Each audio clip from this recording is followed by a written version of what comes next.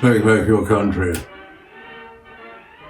When the Nazis invaded Poland, even the much maligned Joseph Chamberlain, accused of appeasement, did not blame both the victims and the aggressors.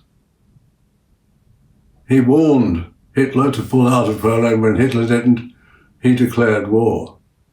The problem with the United States, the problem with President Biden, is that he's blaming both the victim, that is Israel, and the aggressors, the terrorists from Hamas, of the same thing. He's calling on both of them to suspend their operations.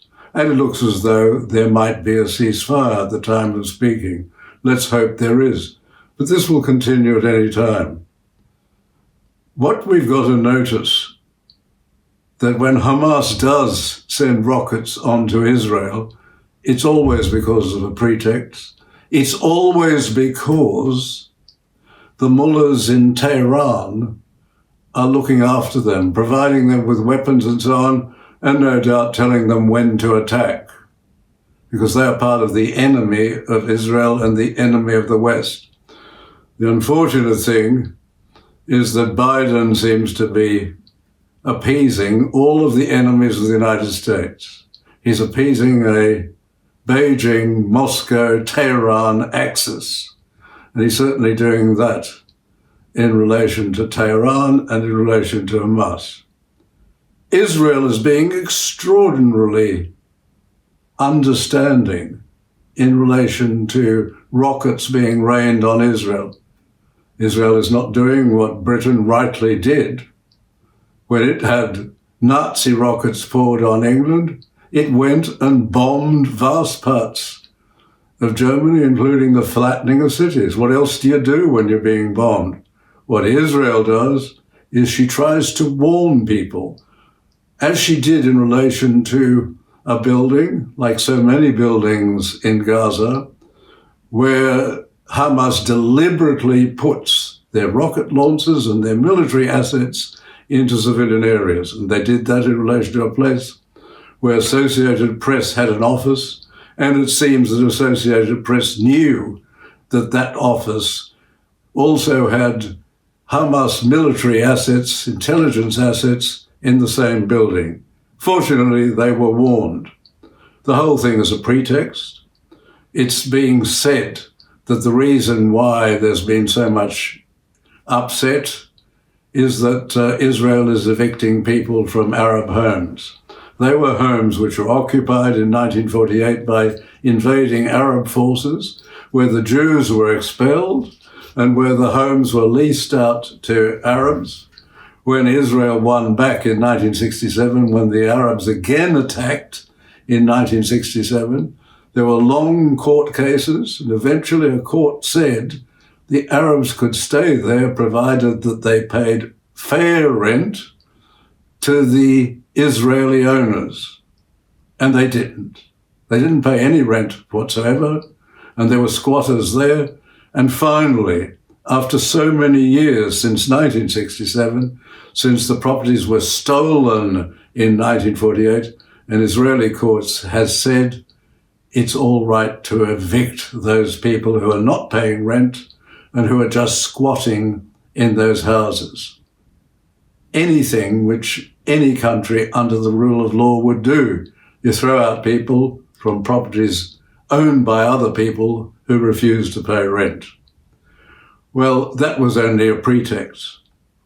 The thing is, it's said that the answer is to have a Palestinian state. There's already an Arab state in that area. The whole area was given by the League of Nations to the British to decide on what to do and to give a homeland to the Jews who'd lived there for 3,000 years. They were there before anybody today was living in that area. And what the British did in that area was to take a large part and give it to Jordan as an Arab state.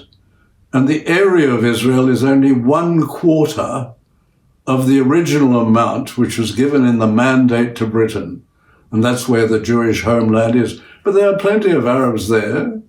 There are high-ranking Palestinians there who are judges, who are politicians, and it is the only place, the only country in the Middle East where Arabs can freely vote in elections. They can't in most of the other Arab countries, and even in the countries where things are better than others, it's still very much restricted.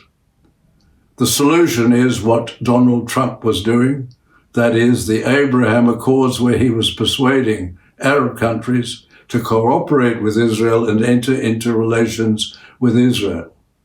And what has to be remembered is that with 0.2% of the world's population, with 0.2% of the world's population, the Jews have won over 1/4 of the real Nobel Prizes, that is, the prizes in relation to science.